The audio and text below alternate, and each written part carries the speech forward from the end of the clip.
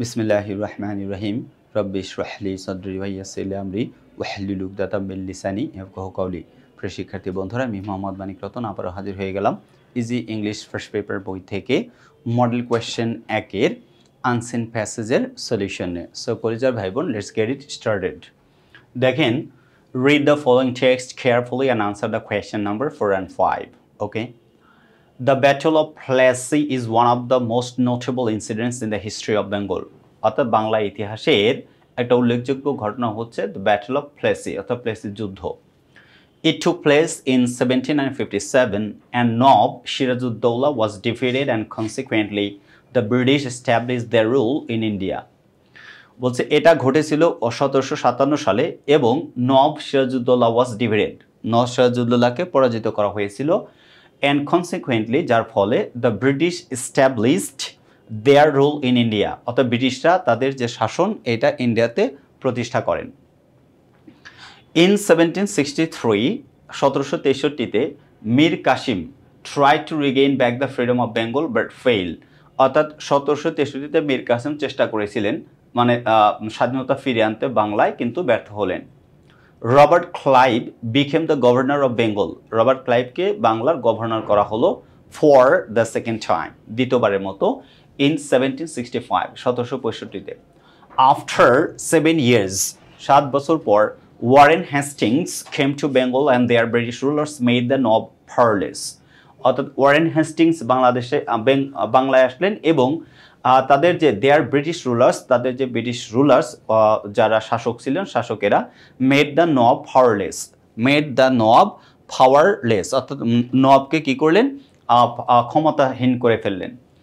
In 1786 1786 সালে lord Cornwallis was appointed the governor of Bengal, lord কর্নওয়ালিসকে governor, বাংলার governor হিসেবে কি করা হলো, নিয়োগ দেওয়া হলো। হি tried to make settlement of land, তিনি একটা চেষ্টা করলেন এটা একটা মীমাংসা করার জন্য। ইন 1773 অর্থাৎ 1773 সালে Bengal went under the British rule fully, Bangla পুরোপুরি ব্রিটিশ শাসনের অধীনে চলে গেল। দেন many governors came to Bengal and exploited the people living here, অর্থাৎ অনেক গভর্নর্স বাংলায় আসলেন এবং এখানকার মানুষজনের উপর নির্যাতন নিপীড়ন চালালেন। দেয়ার রোজ a great sepoy mutiny in 1857 but ended in smoke. Thousands of people were killed and hanged brutally. Thousands of people were killed and hanged brutally. অর্থাৎ হাজার হাজার মানুষকে হত্যা করা হলো, নির্বিচারে তাদেরকে ঝুলানো হলো মানে নির্দয়ভাবে। Finally we got back our independence in 1971 through a bloody war. বলছে ফাইনালি অবশেষে শেষ পর্যন্ত we got back our independence in 1971 1971 সালে আমরা স্বাধীনতা ফিরে পেলাম through a bloody war, একটা রক্তক্ষয়ী যুদ্ধের মাধ্যমে। এই ছিল হচ্ছে পুরো প্যাসেজের অর্থটা, আমি তো বলে দিয়েছি আক্ষরিক অর্থে, ইনশাআল্লাহ আপনারা আর দুই একবার পড়লেই বুঝতে পারবেন, অথবা আমার এই ইয়াগুলো ভিডিওটা যখন দেখবেন 2-3বার দেখলেই প্রত্যেকটা জিনিস আপনি ভালোভাবে বুঝতে পারবেন। আমি আরেকবার রিডিং আউট করে দিচ্ছি। The Battle of Plassey is one of the most notable incidents in the history of Bengal. It took place in 1757 and Nawab Siraj-ud-Dawla was defeated and consequently the British established their rule in India. In 1763, Mir Qasim tried to regain back the freedom of Bengal but failed. Robert Clive became the governor of Bengal for the second time in 1765. After 7 years, Warren Hastings came to Bengal and their British rulers made the Nawab powerless. In 1786, Lord Cornwallis was appointed the governor of Bengal. He tried to make settlement of land in 1773. Bengal went under the British rule fully. Then many governors came to Bengal and exploited the people living here. There rose a great sepoy mutiny in 1857 but ended in smoke. Thousands of people were killed and hanged brutally. Finally, we got back our independence in 1971 through a bloody war. এই ছিল হচ্ছে গল্প। এবার যদি আমরা আনসারটা লিখতে যাই, অর্থাৎ complete the table below with information from the passage, passage থেকে ইনফরমেশনগুলো নিয়ে আমাকে কি করতে হবে, আনসার লিখতে হবে। ভালো কথা। প্রথমটা বলছে the event, time, year, result, consequence. The battle of Plessis 1757 result ফলাফলটা কি ছিল এটা আমাকে লিখতে হবে অর্থাৎ রেজাল্ট কি ছিল নওয়াব সিরাজউদ্দৌলা ওয়াজ ডিফিটেড নওয়াব সিরাজউদ্দৌলা ওয়াজ ডিফিটেড তার মানে আনসারটা হবে নওয়াব সিরাজউদ্দৌলা এটা কিন্তু রেজাল্ট ছিল সিরাজউদ্দৌলা ওয়াজ ডিফিটেড অর্থাৎ নওয়াব সিরাজউদ্দৌলা পরাজিত হন ওকে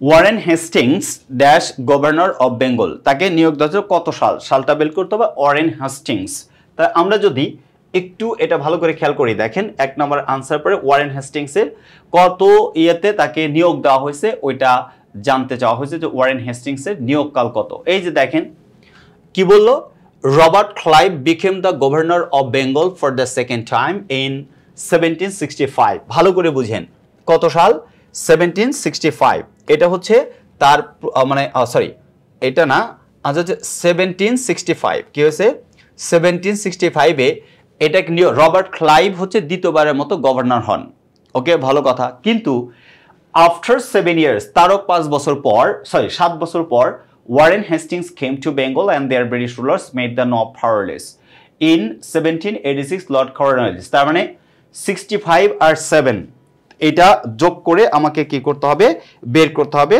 টোটাল মানে ঘটনাটা যে কত সালে কি হয়েছে ঠিক আছে তার মানে 2 নম্বর আনসারটা দেখেন কত হবে 65 আর 7 তার মানে কত হয় 1772 এই হচ্ছে আনসার গভর্নর বেঙ্গল তারপর বলছে 1857 এন্ডেড ইন স্মোক দেখেন বলছে গ্রেট বলছে সিপয় মিউটিনি এটা কি হচ্ছে এন্ডেড ইন স্মোক কত সালে এটা আমাকে কিন্তু সালের কথা বলা হয় নাই সালের কথা দেওয়া আছে লিখতে হবে ঘটনা কি ঘটনা বলছে গ্রেট সিপয় মিউটিনি গ্রেট কি সিপয় মিউটিনি যে ঘটছে এই ঘটনাটা তাদেরকে কি করেছিল এন্ডেড ইন স্মোক বিনা ইয়া হয়ে গেছে তার মানে আনসার লিখতে হবে সিপয় mutiny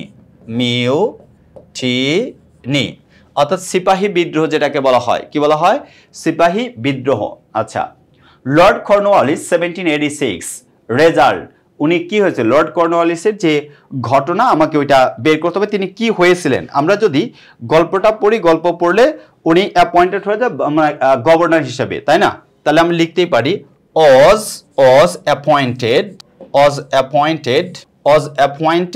as governor in Bengal বাংলায় তাকে গভর্নর হিসেবে কি দেওয়া হয় নিয়োগ দেওয়া হয় was appointed as governor in Bengal ভালো কথা last one 1971 we became independent finally বলছে আমরা কি হয় মানে স্বাধীনতা ফিরে পাই এটা 1971 সালে রক্তক্ষয়ী যুদ্ধের পর তার মানে কি our liberation or took place এখানে কি লিখবো our liberation war took place কি হয়েছিল আমাদের স্বাধীনতা যুদ্ধ হয়েছিল took place ঘটেছিল এবং 71 সালে আমরা we became independent আমরা স্বাধীন হয়েছিলাম অর্থাৎ এই যে প্যাসেজটা according to the passage আপনাকে প্যাসেজের ইনফরমেশনগুলো ভালো করে পড়তে হবে এই ইনফরমেশনগুলো দিয়ে শূন্যস্থান পূরণ করতে হবে আর এখানে বলছে নওয়াব সিরাজউদ্দৌলা was defeated নওয়াব সিরাজউদ্দৌলা আগে লিখে দিয়েছিলাম এটা তো মুছে গেছে প্রথম আনসার দেখতেই পাচ্ছেন এইভাবে প্যাসেজ থেকে ইনফরমেশনগুলো কালেক্ট করে আমাকে ট্রান্সফার করতে হবে গেল এখন বলছে write a summary of the above passage in your own words এটা আমরা লিখতে গেলে টাইম ওয়েস্ট করব না আমরা এটা যেহেতু আমাদের আনসার স্ক্রিপ্টে দেওয়া আছে আমরা একটু দেখে নেব ঠিক আছে আনসার স্ক্রিপ্টটা আমরা একটু কি করব দেখে নেব যে কোথায় এইটা মানে শেষে আমাদের আনসার স্ক্রিপ্টে দেওয়া আছে ওইখান থেকে আমরা দেখে নেব ঠিক আছে ওকে দেখি এখানে এসে দেখতে পাচ্ছি দেখেন এই যে 5 নাম্বারটা যেটা দেওয়া আছে দেখেন নাম্বার 5 যেটা ওকে 5 নাম্বার প্রশ্নের জন্য অর্থাৎ সামারিটা সব সময়ের জন্য 1/3 অফ দ্য প্যাসেজ লিখতে হয় একটা প্যাসেজের 1/3 অর্থাৎ 3 ভাগের 1 ভাগ করে লিখতে হয় ওকে যেহেতু 3 ভাগের 1 ভাগ লিখতে হয় সেটা কিভাবে প্যারাফ্রেজিং করে ইভেন অবশ্যই আমাদের কিছু সিনোনিমাইজ ইউজ করতে হবে সিম্পল কমপ্লেক্স কম্পাউন্ডের ভ্যারিয়েশন আনতে হবে ফ্রেজের ইউজ করতে হবে যেমন দেখেন আমরা লিখছি The Battle of Plassey is one of the most remarkable incidents in the history of Bengal. The battle took place in 1757 and Nawab Sirajuddaulah was defeated. As a result, the British got the opportunity to rule India. In 1773, Bengal fully came under the British rule. Then, many governors came to Bengal and exploited us. আমাদেরকে শোষণ করতেন. A great Sepoy mutiny took place in 1857, but ended in smoke. Later, we got back our independence in 1971 through a bloody war. অর্থাৎ একটা রক্তক্ষয়ী যুদ্ধের মাধ্যমে অবশেষে 1971 সালে আমরা স্বাধীনতা লাভ করেছিলাম। তার মানে দেখেন এর মধ্যে প্রত্যেকটা ইনফরমেশন দেওয়া আছে, কিন্তু একটু ডিফারেন্ট ওয়েতে লেখা। দেখেন লেখার ভিন্নতা, বুঝতেছেন? এই যে এইটাই হচ্ছে সামারি, যেটা সামারাইজিং আনসিন প্যাসেজ পড়ানোর সময় আমরা ভালো করে শিখে দিয়েছি কিভাবে লিখতে হবে, কিভাবে প্রত্যেকটা ধরে ধরে। জাস্ট আমাদের রুলসগুলো যদি ফলো করেন, অফকোর্স আপনি পরীক্ষায় ভালো করতে পারবেন। সো কলেজার ভাই বোন, সহজ সরল এবং প্রাঞ্জল ভাষায় যদি আমাদের মতো করে আপনি ইনফরমেশন ট্রান্সফার এবং সামারিটা লিখতে চান, ডেফিনেটলি আমাদের লেখা ইজি ইংলিশ ফার্স্ট পেপার বইটা সংগ্রহ করুন এবং সর্বোচ্চ মার্ক নিশ্চিত করে রাখুন। সবাই ভালো থাকুন, আল্লাহ হাফেজ, আসসালামু আলাইকুম ওয়া রাহমাতুল্লাহি ওয়া বারাকাতুহু।